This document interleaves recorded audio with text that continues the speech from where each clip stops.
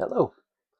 Thank you for showing up for the sixth video, or maybe this is the first video that you're watching, but I have a few others on here that I've been shooting over the last month or so, and it's been very beneficial in my life. It's actually changed my life, and I only have two likes and two subscribers, I think, maybe 25 or 30 total views, but I'm pretty stoked about that. I can't imagine the people that reach, thousands or millions of people and actually make a difference in people's lives. It must be very gratifying. And for myself, again, I'm invigorated by what just these videos that I've been producing. I know they're super simple. They're no edits. I do have some newer things. So I have a microphone here so you can hear my breathing even worse. I'm going to try to figure out a way to take that out.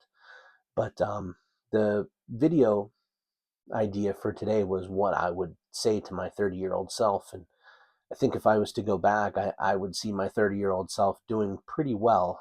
My wife and I lived together at the time. We weren't married.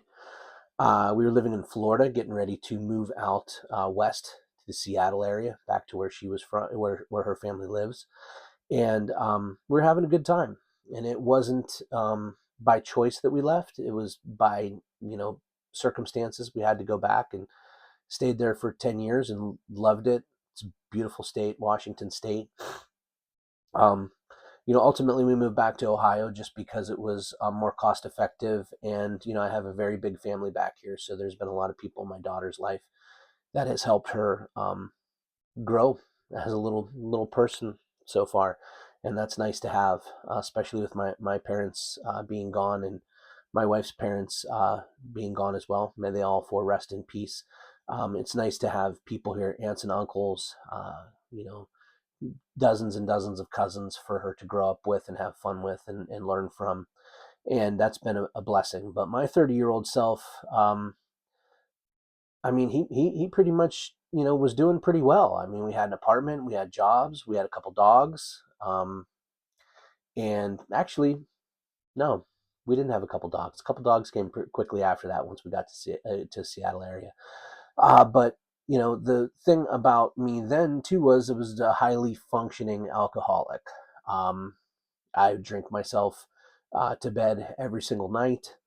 I wouldn't drink the next, in the morning or anything like that. I didn't have the DTs. I didn't have the shakes. I didn't have to take the hair of the dog shot or beer in the morning. I did definitely get high in the morning though. I like to wake and bake and, start my day. I had pretty good jobs and a beautiful, loving girlfriend who, only wanted the best for me and I for her. She followed me to Florida. I followed her to Washington. Uh, I don't think my 30-year-old self, I think my 30-year-old self would have more questions for me. First of all, how'd you get so old and so ugly? Why are you showing yourself potentially to dozens of people on the internet, on YouTube? And I would answer that you're the reason why. You know, at these different ages, you learn things. I've always felt that I'm a lifetime learner. I know most of us are lifetime learners. We're going to learn a little bit, but I like to push myself and learn more about myself. Even when I was 30 years old, I had spiritual pursuits, personal pursuits, never, never scholarly pursuits. I mean, as you can see, I like to read. I have more books than this. They're packed all over the place. I had been a reseller of books for a couple years, and that went south. So sitting on a bunch of books right now. So if anyone needs some books, let me know. I'll send them your way. I don't even want money for them. A bunch of stuff. But anyways, I digress on that point. But the thing is that I think my 30-year-old self would have a lot of questions for me as to where I am and what I've been doing. And I just would say that you don't really even know that you're going through it, no matter what 30 is for you or was for you. You don't know you're going through it. It's just daily life. You don't even think about it. You have all of these things that are bombarding you on a daily basis, especially now that cell phones are so more prevalent. Now it's not just a cell phone, it's a little computer and everything in your pocket. 20 years ago, I didn't even have a flip phone. The first phone I got was when my work, I worked at a hospital. I was a regional manager for a hospital and operations manager for a hospital. And I had to be at beck and call for, different people running the crew that I had, a valet and shuttle operations crew. And so they got me one of those Motorola Razors, which was really cool.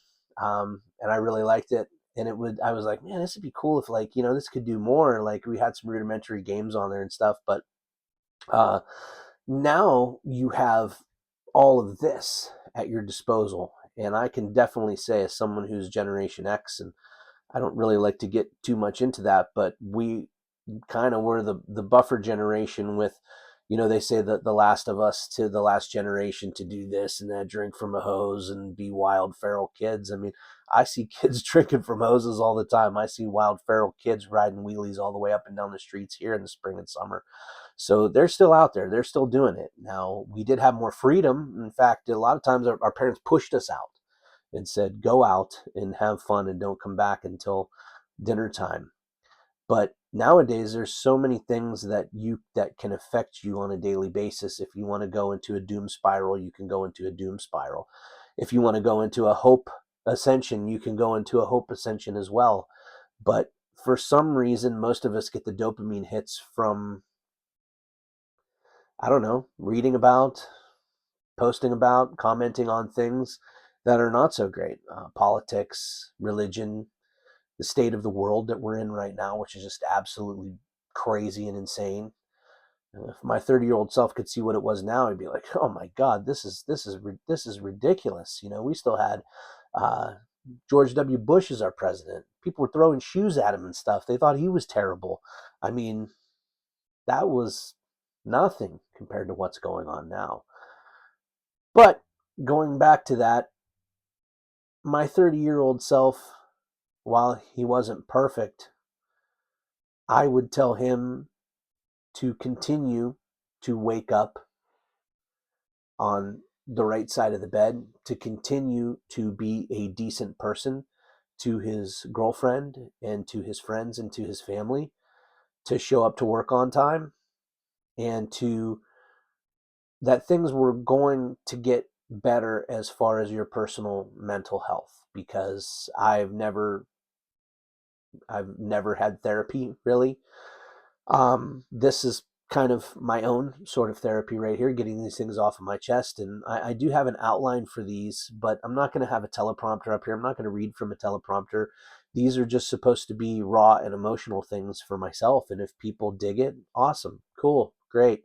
But again, this is for me. I would like to hopefully one day be able to look back on these and have the people that are in my life look at these videos and see that this is who I am in this moment. This is who I am at 50 years old, because there's a lot of things that you forget when you were 30 years old or 40 years old.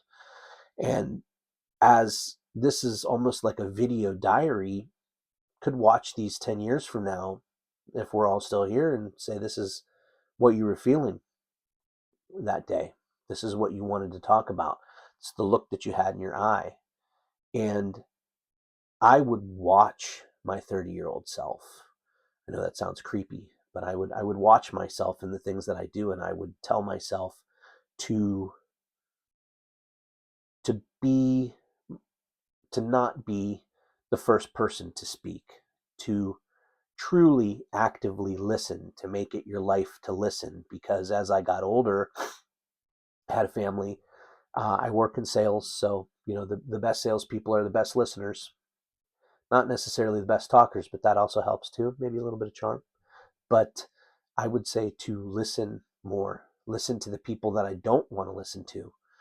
Uh, no one wants to be told that they're doing things improperly or they're hurting themselves. You just don't want to hear that, especially men of my age, because no one really wanted to talk about their feelings. I still have a hard time talking about them to my wife and my daughter, especially my daughter, first of all, because she doesn't need, I don't want to put that burden on her. I want her to be blissfully unaware of the things that are going on in most of our lives here in the early part of 2026, because these are going to be idyllic times for her. She's in second grade. She's having the time of her life, man. She's got great friends. She's got a great teacher. We live an eighth of a mile away from school. The library's right in our neighborhood. She's got a dog, a couple cats. Uh, she's an only child, if only because I was an older dad. But also, I think she digs being an only child. We're a trio. We're a power trio, and we bring our own skills to that trio, which makes us a pretty cool family to be around. We got a lot of good friends. But I would say to listen to the people that you trust and the people that you care about, because they're not trying to change you. They're trying to maybe bring you out of your shell a little bit, maybe to talk a little bit to get some of these things out that are affecting you. So I would listen to other people, and I would try to remain as quiet as I could, because I used to think that I wasn't ever like a one of those people that talked too much and was like a bully with the words that I had and tried to steamroller people. I do listen. I am contemplative. I do like to read. I do like to meditate. But I would listen to myself as well. Oh my God. Sorry about that. I kicked the stand here. My feet are I guess still nervous. It's the only part of me that's nervous still with these. But yeah, that's what I would say, to listen to yourself as well, and to know when to ask for help, because it's not like I never talked about my feelings, and none of us ever talk about our feelings or ask for help. We're just reluctant to, because no one really cared back in the day. Whether you were an only child or there were five kids in your family, there was just, our parents were doing too much. Our grandparents were usually an hour away. Talk to them on the phone, see them on the weekends, see them a couple times a month. And your grandparents just wanted to have fun with you. My parents were good parents. I mean, they stayed married for almost 50 years before they passed, and they had their problems, and, we were a dysfunctional family, and, but we did the best that we possibly could. And I've changed the way that not changed, but I've gotten better at the things that my dad wasn't so good at with my daughter. I listened to her. I want to hear what she has to say and her experience. I want her opinion on things. I want her to know that she's respected and loved. And even when I was 30 years old, while I was loved and respected by some people, I think I clamored for it. And a lot of that is being a natural talker, maybe trying to talk too much. Definitely need to listen more. So it was a little long winded, but your 30-year-old self is probably going to have more questions for you if you're looking back at 50, 60, 70. You're not going to have a lot of questions for them, because you remember the really good parts of it and the really bad parts of it. But the part that's the most important are those moments that are right in the middle, those moments that pushed you from one day to the next, one week to the next, month to month, year to year, and got you to the point where you are now.